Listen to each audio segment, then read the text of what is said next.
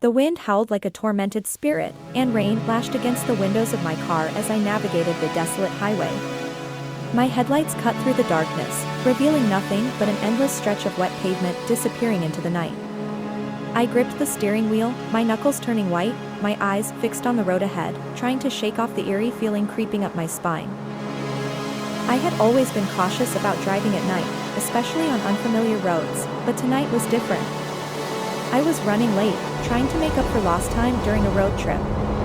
The rain had started as a drizzle, but now it was a torrential downpour, making it impossible to see more than a few feet ahead.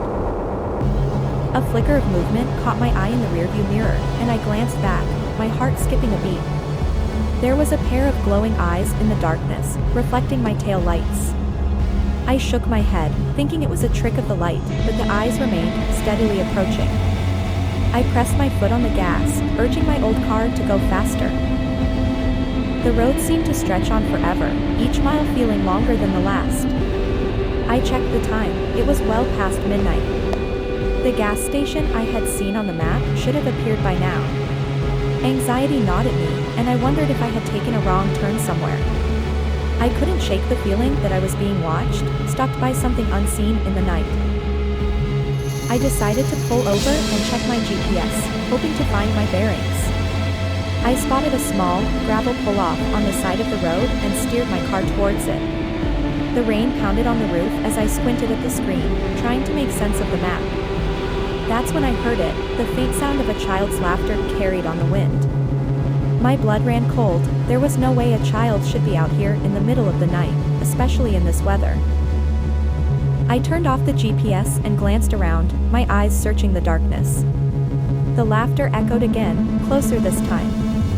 "Hello?" I called out, my voice shaky. There was no response, only the sound of raindrops drumming on the roof of my car.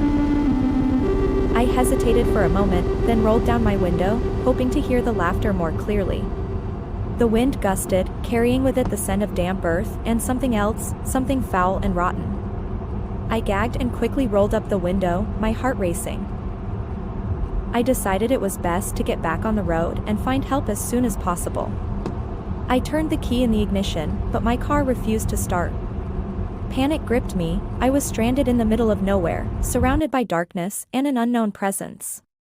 I reached for my phone, praying for a signal, but there was nothing, just the ominous silence of the night. As I sat there, my mind racing, I heard footsteps approaching my car. I turned towards the passenger window and saw a figure standing there, obscured by the rain-streaked glass.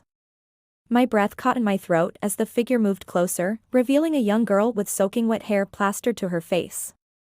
Her eyes were empty voids, devoid of any emotion. "Please help me," she whispered, her voice barely audible over the sound of the rain.